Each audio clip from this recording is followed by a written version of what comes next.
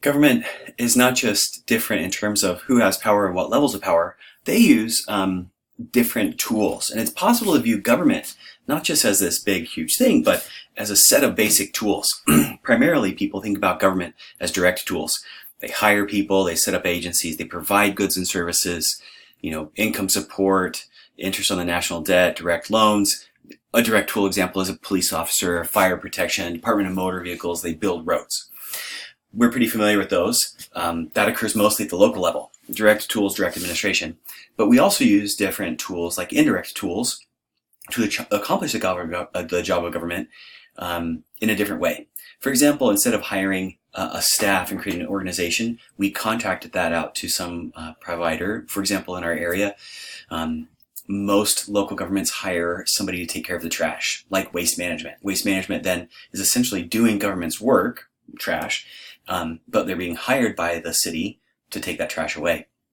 We also use indirect tools like grants, vouchers, tax incentives. For example, if you have a child, you get a credit on your tax. If you own a home and you're paying mortgage interest, you can deduct that from your taxes. This is essentially an opportunity that government could be taking your money that they don't, and by doing that, they give you an incentive to do that behavior.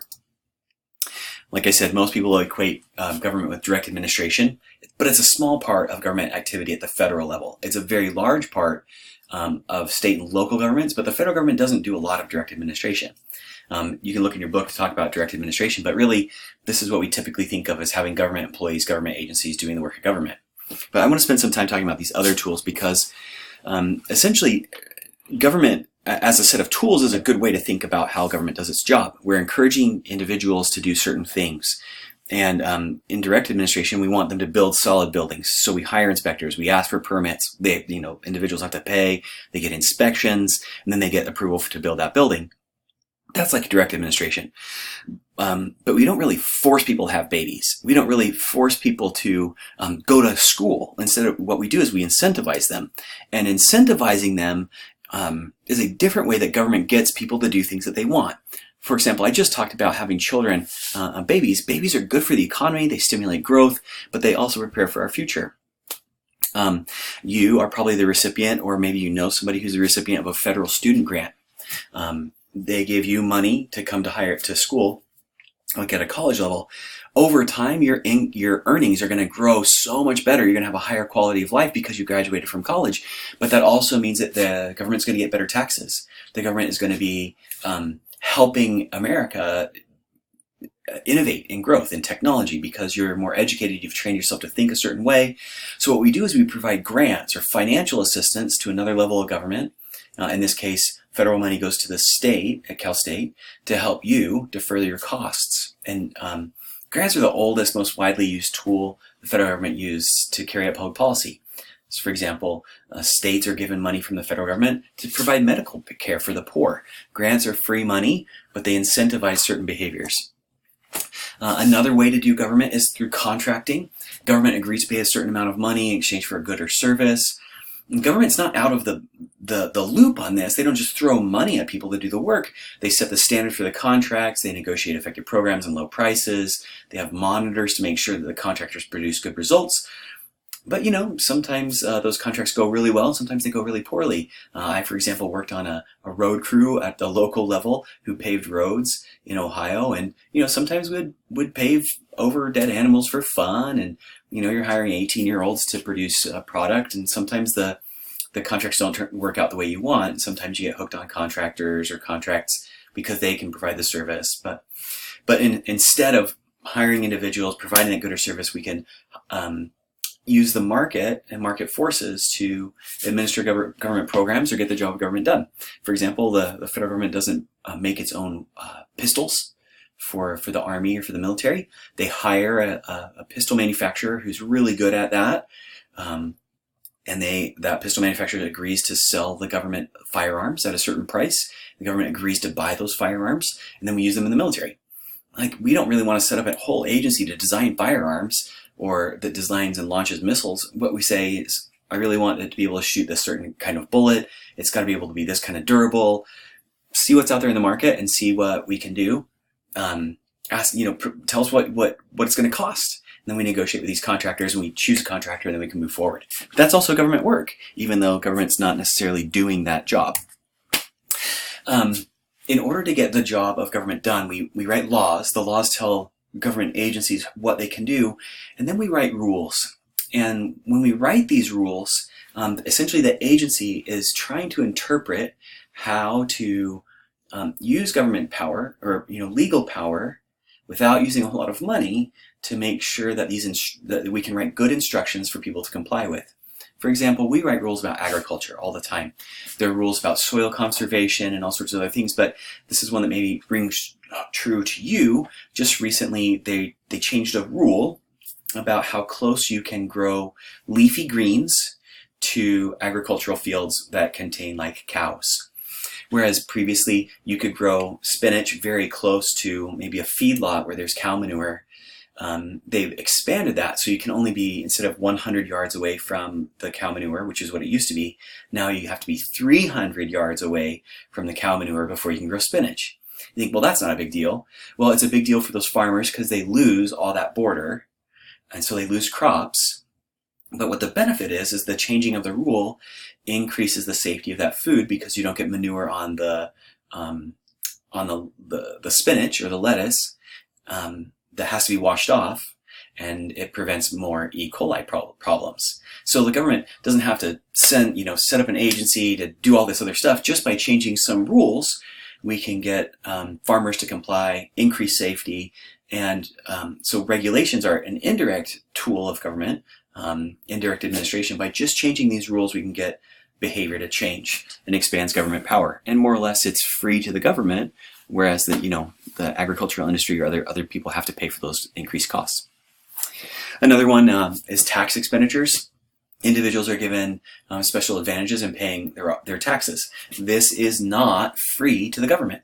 The government gives up the opportunity to take taxes from you in exchange for specific behavior.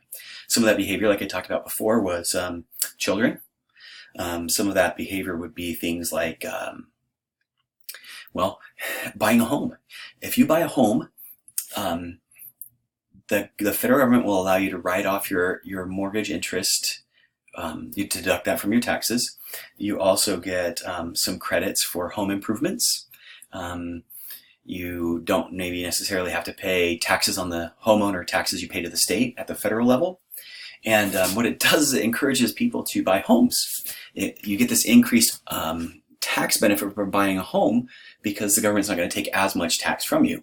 Well, what does that do? Why does the government care about you, whether or not you have a home? Well, they care about whether or not you have a home because homeowner areas in high homeownership have lower levels of crime. Areas where you have high levels of homeownership have better care of their neighborhoods. You have neighbors who care about who's moving in, and they watch for each other. They take care of that area in a way that reduces policing costs, and it drives up property values. So even though the government's not taking the taxes from you because you own a home, there's a secondary benefit that the costs to government go down. So tax expenditures are not free to government. There's a lost opportunity cost there, but they get in return something by incentivizing that behavior. The federal government, and to a lesser extent other levels of government, provide financial assistance via loans. For example, you might have student loans. They're guaranteed through the federal government, so banks can essentially buy your debt, and they're guaranteed to get paid. And so the federal government can negotiate lower loan rates, and it once again incentivizes you to go to school because it gives you money that you wouldn't otherwise have had. Loan programs exist for all sorts of other things. During the Obama administration, we had loan programs extended to solar companies and electric vehicle companies, contingent on those companies making money. Some of those companies made money and paid back the loan, and sometimes they didn't. But it's a way for the government to encourage a certain type of behavior and to reduce that overall cost. Now, when we start looking at all this stuff in whole, different levels of government do different kinds of jobs. Mostly local government provides direct goods and services, direct administration. The state acts like a bank. It's an intermediary. It takes some money from the federal government, takes local money, mashes that up, sends it back to the local governments. But it also provides direct goods and services like CHP, like prisons, like the Cal State system. So it kind of does a lot of different things, but I think about the state mostly as a bank or as an intermediary. The federal provides national defense, international relations, some massive entitlement types of programs, but mostly what they're doing is they're generating revenue. They're pulling in taxes. They're also controlling monetary policy, some other things like that. They're kind of like the sugar daddy who provides money for local, state government directly to citizens, but they don't hire a lot of people. There's not a lot of direct administration at the federal level. Mostly that's indirect administration. So different levels of government use different tools, even though they all use different tools. They all use the same tools. They might use them at different rates. We talked about this. We often provide direct provision of services, but we also use different tools to distribute money in different ways. We talk about transfer programs. Also, there's a difference between who provides a service, who creates it, who pays for it, who produces it, and who actually administers the service. So for example, clean air occurs inside a state, but it's a federal law. Sometimes they send money to the state. The state crafts new laws that conform to the federal law. They might have more stringent standards. They take some of that federal money, they take some state money, and they send it down, like in our area, the South Coast Air Quality Management District. They're actually the ones who are out monitoring and making sure that the rules are being implemented. So someone might craft a rule like at the federal level for education. That rule gets passed down to the state uses state money. They might, through the Cal State system or some other system, provide that good or service, or they might have to have the local government provide that service. And whenever we hire someone who's not our specific agency to do the work of government for us, we call that government by proxy. And you think about a local government, say for example, like Yorba Linda. Yorba Linda had a police department for a while, then they hired Brea to do it, and then they're hiring Orange County sheriffs to do it. All that is government by proxy if it's not held within the city. They're hiring somebody else to get that work done. I want you to think about this from a bigger perspective. Government is not the enemy. Government is not one thing. Government is not one behavior. There's federal, state, local, a whole bunch of special districts. There's a whole bunch of different ways they can do their work. They can incentivize people through indirect tools. They can directly provide that good or service. They can contract out or use government by proxy to do all these other things. Federal, state, and local governments do different things. They use different sets of tools. So when we talk about government being bad, well, I don't know what that means. Like federal government? What part of the federal government? Which part of the state government? Are you talking about the tax incentives, or are you talking about when they come into your local business and check to make sure that your business is being run in a sanitary way? This is a really, really complex thing that most people don't get, is that sometimes even government will incentivize certain behavior that hurts them. For example, our clean air rules in California encourage high fuel economy, but that drives down state taxes for gasoline. So a very heavy vehicle like, say, a Tesla might put a very large amount of weight on the road and ruin the road, and the state is exacting zero gas tax from them. The gas tax is what's used to build a road. So there's like federal rules and state incentives and federal incentives and local government realities that all kind of mix together to try and solve problems. Increasingly, because we don't want so many, direct administration, the public doesn't want so much direct administration, we're increasingly relying on indirect tools like grants and loans and contracting. And when we do that, we're hiring a private company to provide a public service, which means we have to rely on that private company to provide good public service.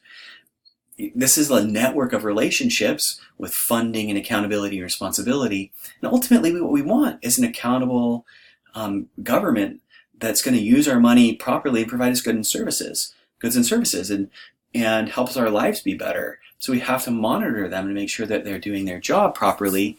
At the same time, it's not very easy.